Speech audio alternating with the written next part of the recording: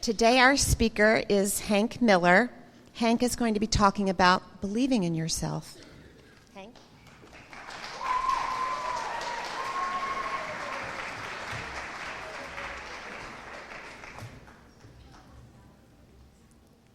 In my basement, next to all my other unused belongings, is a walker.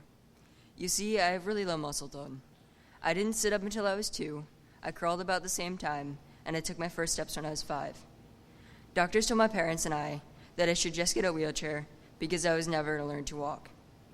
But I told myself that I needed to prove these doctors wrong, and I needed to walk. It didn't happen all at once. My first day of preschool, there was a giant hill going down to the door of the school. I took a running start and rode my walker down the hill and wiped it in front of the door, and then greeted my teachers. They later called my dad and told him maybe the school wasn't the best fit. My dad told them to give it a week. Later that week, I climbed the ladder to the slide on the playground, and the teachers were really nervous.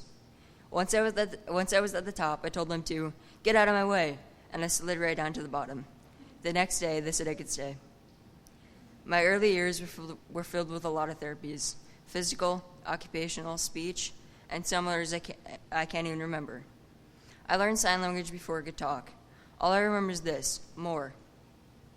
I was hospitalized with pneumonia many times. Once I had to ride from my doctor's office to the hospital in an ambulance. They put a tube in my lungs, put me to sleep for 18 days, until I finally got to go home. I spent many Thanksgivings and Christmases in the hospital. I also spent a family vacation in Arizona, in the hospital.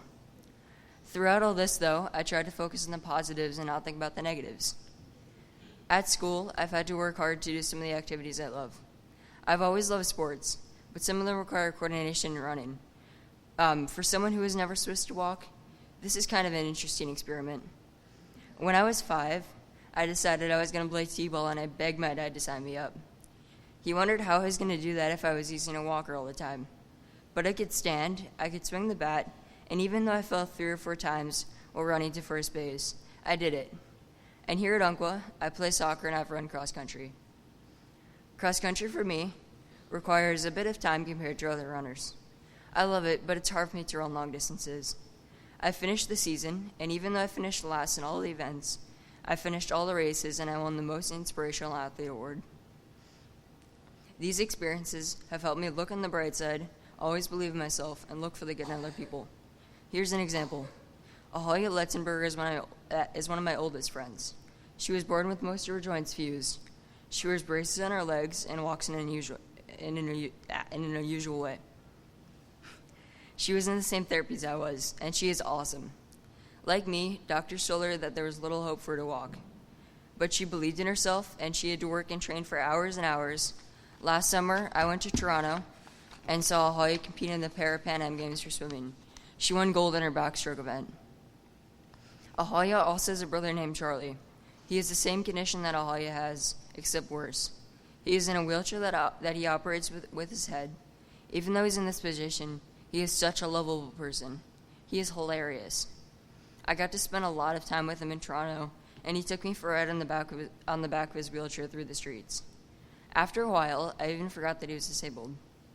He helped me learn that even if something is wrong or bad about your life, you should always look at the positive side and just laugh.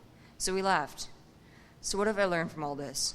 I've learned how to be flexible and how to be determined. With great determination and flexibility, you can accomplish more than you think, and definitely more than what others think. When you think of cross country, you think of someone running from the start all the way to the finish.